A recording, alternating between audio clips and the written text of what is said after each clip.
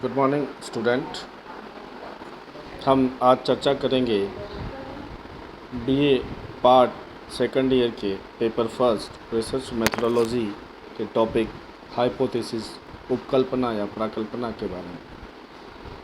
मैं doctor Jitendra Singh Rao, assistant professor समाजशास्त्र, वीर बाला कालीबाई राजकीय कन्या महाविद्यालय, इस विषय के ऊपर चर्चा करेंगे। इसमें हम लोग अलग अलग वीडियो में प्राकल्पना का अलग अलग जो डिटेल है, जैसे अर्थ और परिभाषा और प्रकार, एक वीडियो में कवर करने का प्रयास करेंगे। प्राकल्पना का महत्व एक वीडियो में कवर करने का प्रयास करेंगे और प्राकल्पना का जो स्रोत है कि किस तरह से हम प्राकल्पना का निर्माण करते हैं, वो एक वीडियो में करने का प्रयास करेंगे। तो बच्चों, मैंने ये जो प्राकल्पना का पूरा टॉपिक है आपका, इसके नोट्स आपको पीडीएफ के रूप में व्हाट्सएप ग्रुप पे सेंड कर दिए हैं। तो वो आधार बनाकर और इस वीडियो को सुनकर आप अच्छे से जो प्राकल्पना है उसको समझने का प्रयास करेंगे। तो हम शुरुआत करते हैं प्राकल्पना की अर्थ और परिभाषा की। प्राकल्पना किसे कहते हैं या प्राकल्पना क्या होती है? बच्चों, किसी भी अनुसंधान में प्राकल्पना का बहुत बड़ा महत्व होता है। प्राकल्पना का महत्व इसलिए होता है क्योंकि अनुसंधान करने से पहले जब हम समस्या का चुनाव कर लेते हैं तो समस्या के कार्य कारण संबंधों को ज्ञात करने के लिए, कॉज एंड रिलेशन जो अफेक्ट रिलेशनशिप है उसे ज्ञान करने के लिए या उसे ज्ञात करने के लिए हम जो पूर्वानुमान लगाते हैं या पूर्व में जो चिंतन करते हैं, ये जो पूर्व चिंतन या जो पूर्वानुमान है, यही प्राकल्पना कहलाती है। जैसे उदाहरण के लिए हम लोग अगर भारत में बढ़ती हुई अपराध प्रवृत्ति जैसी जो समस्या है कि भारत में अपराध क्यों बढ़ रहे हैं, इसका अध्ययन करना चाहते हैं, तो इस समस्या के कार्य कारण संबंधों के बारे में हम सामान्य ज्ञान और अनुभव के आधार पर एक हाइपोथेसिस या प्राकल्पना बनाते हैं कि निर्धनता ही बढ़ती हुई अपराध प्रवृत्ति के लिए प्रमुख कारण है।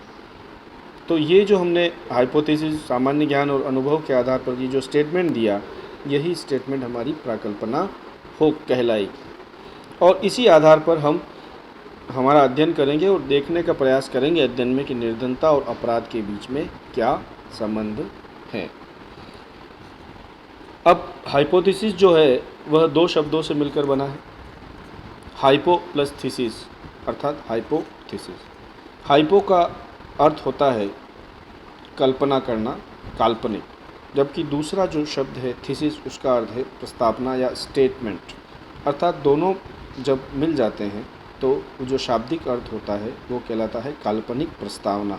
अर्थात ऐसा कथन जो किसी सिद्धांत, संस्कृति या उपमा या व्यक्तिगत अनुभव से प्राप्त किया हो, परंतु ऐसी कोई बात कही जाए जिसकी कि जांच परख की जा सके, उनके आधार पर कि ऐसी स्टेटमेंट दिया जाए जिसका कि जांच की जा सके और उस जांच के आधार पर अनुसंधान किया जा सके और पता लगाया जा सके कि यह जो स्टेटमेंट दिया गया या यह जो प्रकल्पना है यह सही है या गलत है, और वास्तविक जो अनुसंधान है उसका आधार जो है वह प्राकल्पना ही रहता है। अब पीवी यंग जो एक विद्वान हुए हैं, समाजशास्त्री हुए हैं, इन्होंने प्राकल्पना के बारे में कहा है कि एक कार्यवाहक विचार जो उपयोगी खोज का आधार बनता है। अर्थात एक टेंटेटिव स्टेटमेंट जो कि उपयोगी खोज, अर्थात जो यूज़फुल जो रिसर्च है उसका आधार बनता है। हम हमारी जो संस्कृति है या हमारे जो किसी सिद्धांत है या व्यक्तिगत अनुभव है या सामान्य ज्ञान के आधार पर जो एक स्टेटमेंट देते हैं और उसी के आधार पर तथ्यों का संकलन करते हैं और उसी को हम लोग क्या कहेंगे, प्राकल्पना कहेंगे। तो प्राकल्पना के बारे में कुल मिलाकर हम यह कह सकते हैं कि प्राकल्पना जो है वह ऐसे कथन है जिनको परीक्षण की कसौटी पर कसा जा सकता है। प्राकल्पना दो या दो से अधिक जो चर होते हैं, वेरिएबल्स होते हैं, उनके बीच जो संबंध होते हैं उनको अनुभवात्मक जो परीक्षण है उसे करने के लिए योग्य कथन, अर्थात एलिजिबल कथन कहा जा सकता है। अब इन सब डिस्कशन के बाद जब हम समझते हैं तो प्राकल्पना क्या है। प्राकल्पना एक ऐसा विचार है या ऐसा कथन है या ऐसा कोई सामान्यीकरण या अनुमान है जिसे अनुसंधानकर्ता अपनी शोध की समस्या के लिए निर्माण करता है और उसकी सत्यता की जांच करने के लिए सूचनाएं संकलित करता है और विभिन्न चरों के मध्य में संबंध ज्ञात करने के लिए, स्थापित करने के लिए उसका जो काल्पनिक या प्रकल्पना है वो सामाजिक अनुसंधान में खोज का आधार प्रदान करती है। प्राकल्पना की तुलना हम इस तरह से कर सकते हैं कि अध्ययनकर्ता के लिए प्राकल्पना एक मार्गदर्शन का काम करती है और उसको सही दिशा बताती है कि किस दिशा में आपको आगे बढ़ना है। तो इस प्रकार प्रकल्पना एक टेंटेटिव स्टेटमेंट है जिसके आधार पर अनुसंधान करता है। अब हम प्राकल्पना के प्रकार के बारे में चर्चा करेंगे। प्रकार के बारे में जब हम चर्चा करते हैं तो सबसे पहले हम गुडेन हेड जो है उन्होंने प्राकल्पना के प्रकार के ऊपर जो श्रेणियाँ बताई है वो 3 प्रकार की श्रेणियाँ बताई है। वैसे प्राकल्पनाएं जो है अलग अलग प्रकार से भी होती है, लेकिन विशेष तौर से हम फोकस करेंगे यहाँ जो गुडेन ने 3 श्रेणियाँ दी है। और गुडेन की भी पुस्तक का नाम आपको ध्यान रखना है। पीवी यंग की भी जो पुस्तक है उसका ध्यान रखना है, scientific social survey and research. ये पुस्तकें आमतौर पर परीक्षा में पूछी जाती है और इनको बार बार पुस्तकों को याद रखने से आपकी भी अभ्यास अच्छा हो जाएगा। तो प्राकल्पना की जो 3 श्रेणियां बताई है गुडेन ने, वो एक एक करके हम चर्चा करेंगे। गुडेन की पुस्तक का नाम है मेथड्स इन सोशल रिसर्च। सबसे पहली जो प्राकल्पना है आनुभाविक समानताएं बताने वाली प्राकल्पना। आनुभाविक समानताएं किस प्रकार से होती है कि ये जो प्राकल्पनाएं होती है मानव के, इस तरह की जो आनुभाविक समानता वाली प्राकल्पना मानव के तर्क, वाक्य है, दैनिक जीवन के अनुभव है, उनकी मान्यताएं हैं, जो हमारी आपस में वार्ताएं होती है वो है, कहावतें हैं, वक्तव्य है, लोकोक्तियाँ हैं, ये जो इन के आधार पर आधारित होती है। उदाहरण के लिए एक कहावत है सामान्य तौर पे कि गंजा व्यक्ति धनवान होता है और पशुओं में जो है वो सियार और पक्षियों में कौवा, मनुष्यों में नाई और स्त्रियों में मालिन चतुर होती है। ऐसी प्राकल्पना में सामान्य तथ्यों की जांच करना ही क्या है, मुख्य बिंदु होता है और उसके आधार पर हम पता करते हैं कि क्या वास्तव में ऐसा होता है या सिर्फ ये एक टेंटेटिव स्टेटमेंट। दूसरी जो प्राकल्पना गुडेन ने बताई है कि जटिल आदर्श प्रारूपों से संबंधित। जटिल आदर्श प्रारूपों से संबंधित जो प्राकल्पनाएं होती है वह अल्पसंख्यक समूहों और परिस्थितियों के दशाओं के आधार पर होती है।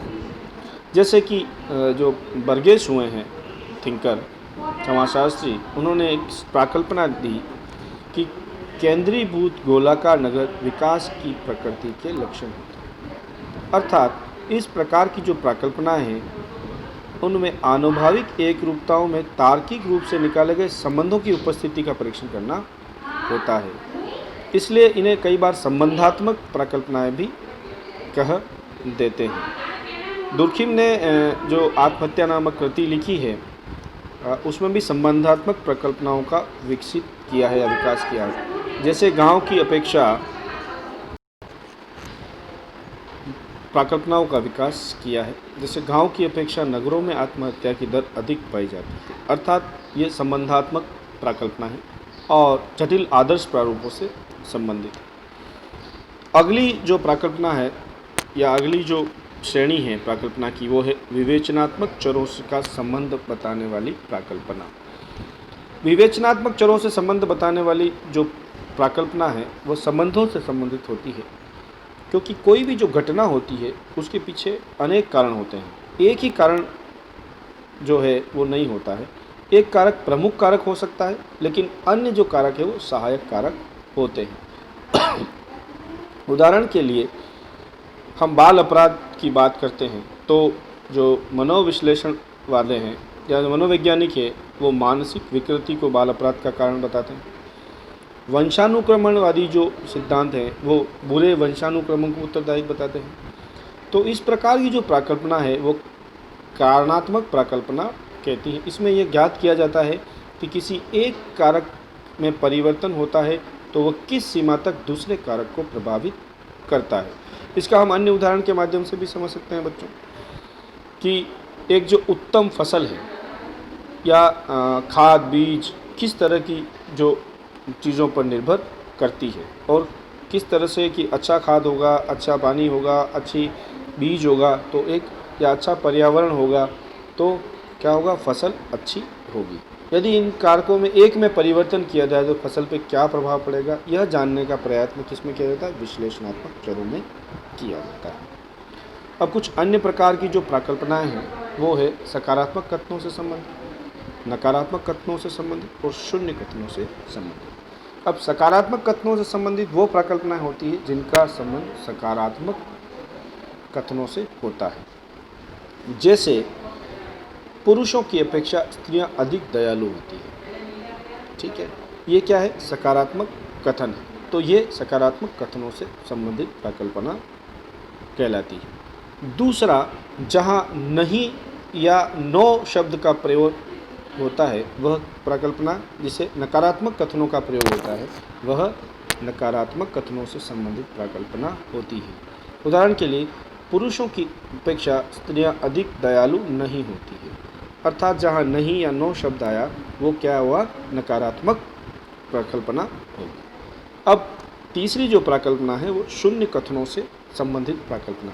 तो इस प्रकार की प्रकल्पना में क्या होता है, सकारात्मक और नकारात्मक दोनों संभावनाओं को व्यक्त किया जा सकता है, और जब अनुसंधान किया जाता है तो परीक्षण के दौरान उन्हें स्वीकार या अस्वीकार किया जाता है। जैसे पुरुषों और स्त्रियों की दयालुता में कोई अंतर नहीं होता है। तो इस तरह की जो प्रकल्पनाएं हैं वो शून्य प्रकल्पना कहलाती है। तो इस वीडियो में हमने प्रकल्पना का अर्थ, परिभाषा और प्रकल्पना के प्रकारों के ऊपर चर्चा की है, और इसके ऊपर जो प्रश्न बनते हैं आमतौर पर छोटे क्वेश्चन में, प्रकल्पना किसे कहते हैं, प्रकल्पना की कोई एक परिभाषा लिखिए, पीवी अंक की किताब का नाम पूछा जा सकता है, और बड़ा जो क्वेश्चन है उसमें ये पूछा जा सकता है कि प्रकल्पना का अर्थ, परिभाषा और प्रकार बताइए। तो इस वीडियो में हमने चर्चा की और उसके नोट्स आपको शेयर कर दिए गए हैं। तो आप नोट्स और वीडियो दोनों को कंबाइन करके और अपनी तैयारी जारी रखें। आज इस वीडियो में इतना ही। जय हिंद, जय भारत, धन्यवाद।